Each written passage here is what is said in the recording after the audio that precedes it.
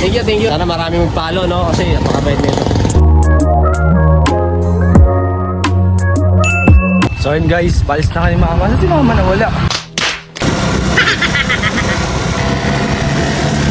So guys, nandito na kami sa school ng Villaverde and Sierra Matriz na una na. Hello, ya! Ayun o.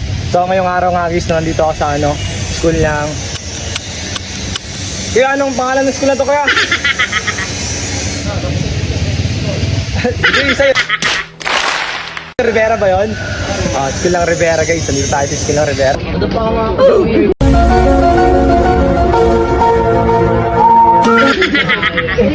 Nice.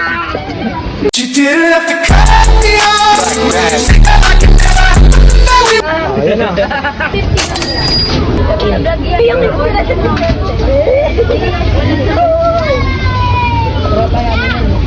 Braga!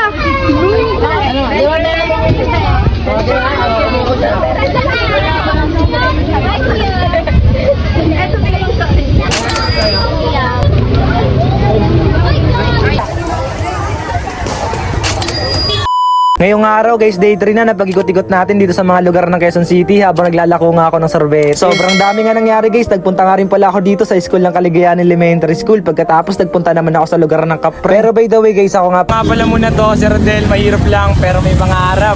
So yun nga guys, bago nga pala muna ang lahat, kung napanood nyo nga hindi ito ng vlog natin, makikita nyo nga rin kung paano ko welding na naman to si Logan. Nasira na naman kasi yung mga bakal niya, nagkaputol-putol. At after nga nun guys, iatid ko naman tong 1 tube na sorbetes na order ni Ma'am Mercy. Guys, nung time check, alas 5 na lang hapon, katapos lang natin guys mag-welding. Pagkatapos nga nun guys, agad-agad na ako nagpunta rito sa BA Phones para i-deliver nga yung order ni Ma'am Mercy na 1 tube na sorbetes. Pagdating ko nga dito sa bahay nila, agad ko na binuhat yung card para ilagay dito sa tapat ng gate.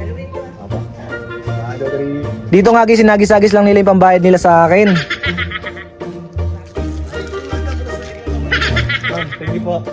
Kinabukasan nga guys, pinuntahan ko na nga kagad yung panganim na lugar dito nga guys sa Caligayahan Elementary School. Eto na nga guys yung panganim na lugar na pupwestuhan natin para makapagtinda ng sorbet. Hindi na nga masyadong nakapag-video dito guys dahil nga paglalabasan pa lang ng mga estudyante, dinumog na tayo kagad dito. Kaya maraming salamat po sa mga bumili sa akin dito, lalong-lalo na sa mga estudyante at pati na nga rin pala sa mga magulang na bumili sa akin ng sorbetes. At ito na nga guys yung pinakamasaya para sa akin kapag nagtitinda nga ako ng sorbetes dahil dun nga sa school sold out walang...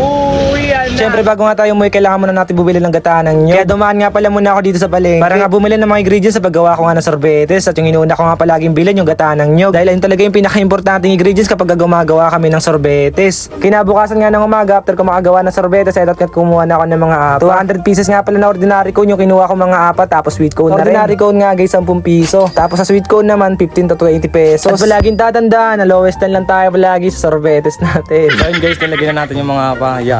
Ikaw muna. Shoutout kay kuya guys. At maya-maya nga lang din guys, lumabas na nga rin pala dito si mama sa pabrika at muntikan pa nga siya mauntog, gumatangkad siya.